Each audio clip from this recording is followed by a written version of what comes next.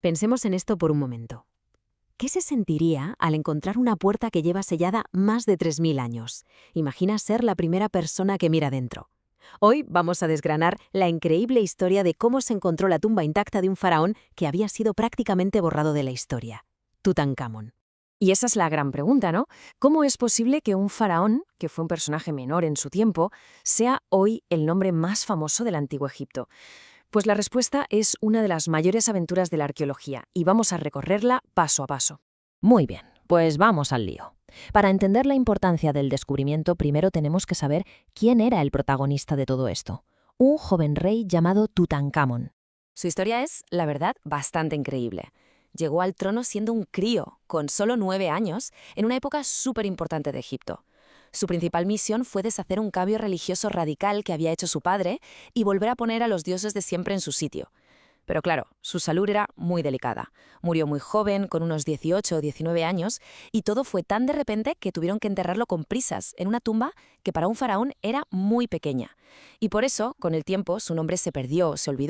Y ahora damos un salto de más de 3000 años en el tiempo. Nos plantamos en el Valle de los Reyes, que era como el cementerio de los faraones, donde un arqueólogo británico, Howard Carter, estaba a punto de cambiarlo todo gracias a su pura cabezonería. Ojo, antes de seguir, un concepto clave que nos va a ayudar a entender todo esto: necrópolis. La palabra suena imponente, pero significa literalmente ciudad de los muertos. Era el lugar sagrado donde los grandes faraones construían sus tumbas, unas auténticas fortalezas subterráneas para proteger sus momias y sus tesoros para toda la eternidad. Y aquí es donde la cosa se pone interesante. A principios del siglo XX, todos los expertos, pero absolutamente todos, pensaban que en el Valle de los Reyes ya no había nada más que encontrar, que todo lo que había ya se había descubierto y además saqueado. Pero Howard Carter no. Él estaba obsesionado con la idea de que la tumba de ese faraón olvidado, Tutankamón, seguía allí, en algún lugar, escondida bajo la arena. Y esa fe ciega, esa obsesión, le llevó a un momento que lo cambió todo. Un momento que él mismo resumió con 2 palabras que ya son parte de la historia: cosas maravillosas. Apuntad bien esta fecha, 4 de noviembre de 1922. Después de 5 años excavando sin encontrar nada importante, con su patrocinador a punto de cortarle el grifo y la presión para que abandonara, justo ese día la suerte de Carter y su equipo cambió para siempre. Fijaos en cómo fue. No apareció un templo de repente, no. Fue una cadena de pequeñas pistas. Primero un simple escalón de piedra que asomaba bajo unas ruinas. Empezaron a cavar y apareció una escalera entera que se hundía en la roca. Y al final de la escalera, una puerta sellada. Carter, con el corazón a mil, hizo un pequeño agujero en una esquina, cogió una vela y se asomó a ver qué había al otro lado. Su mecenas, Lord Carnarvon, que estaba detrás esperando, le preguntó súper impaciente: ¿puedes ver algo? Carter se quedó en silencio unos segundos y lo único que pudo decir fue: sí, cosas maravillosas. Acababa de asomarse a un mundo que llevaba cerrado 3300 años. Vale, pero ¿qué eran exactamente esas cosas maravillosas? Ahora sí vamos a cruzar esa puerta y a explorar el interior de la única tumba de un faraón que se ha encontrado prácticamente intacta. La primera sala, la que llamaron antecámara, era un caos alucinante de objetos de un valor incalculable. Había carros de guerra dorados desmontados, tronos de madera con tallas espectaculares, camas con formas de animales sagrados y 2 estatuas negras, de tamaño real, que parecían estar vigilando otra puerta sellada al fondo. Era como si hubieran metido todo un palacio en una habitación para un último viaje.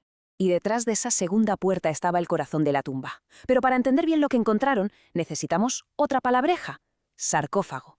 No es más que el ataúd de piedra, la caja fuerte, por así decirlo, la última barrera para proteger la momia. Y lo que había dentro es que es increíble.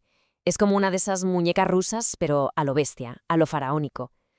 Para llegar a la momia, primero tenías que desmontar 4 capillas enormes de madera cubiertas de oro, una metida dentro de la otra. Dentro de la última, el sarcófago de piedra. Y dentro del sarcófago, no 1, sino 3 ataúdes con la forma del rey. El último, el que tocaba la momia, era de oro macizo. Para que nos hagamos una idea de la barbaridad que es esto, solo el ataúd interior, el de oro macizo, pesaba 110 kilos. ¡110 kilos! Eso es más que un luchador de sumo, una cantidad de oro que nos da una pista del poder y la riqueza que llegaron a tener los faraones. Y cubriendo la cara de la momia, la pieza más famosa de todas, la que todo el mundo ha visto alguna vez, la máscara funeraria. Hecha de oro puro y con incrustaciones de piedras semipreciosas, es mucho más que una joya. Es una de las obras de arte más espectaculares y valiosas de toda la historia. Pero y esto es muy importante, el mayor tesoro no era el oro. El verdadero tesoro era la propia momia. Gracias a la tecnología que tenemos hoy, el cuerpo de Tutankamón nos ha contado secretos que ni el propio Howard Carter se podría haber imaginado.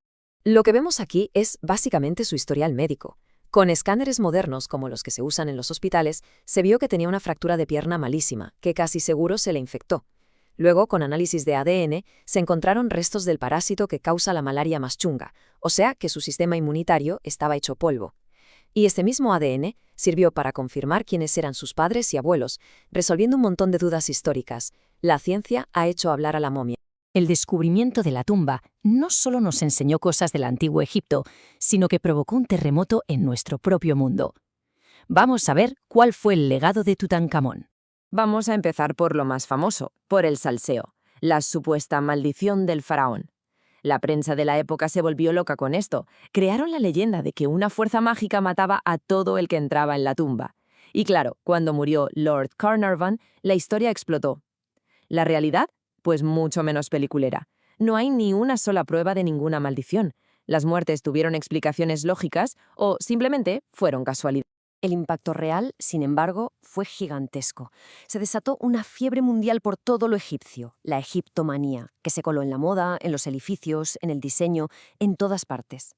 Para la ciencia, marcó un antes y un después en cómo se debe excavar, con mucho más cuidado y registrándolo todo. Convirtía a un rey casi desconocido en un icono mundial. Y, por supuesto, hizo que millones de personas quisieran viajar a Egipto, un boom turístico que sigue hasta hoy. Y todo esto nos lleva a una última reflexión. La historia de Tutankamón es la prueba de que lo que pensamos que se ha perdido para siempre, a lo mejor solo está esperando a que alguien lo encuentre.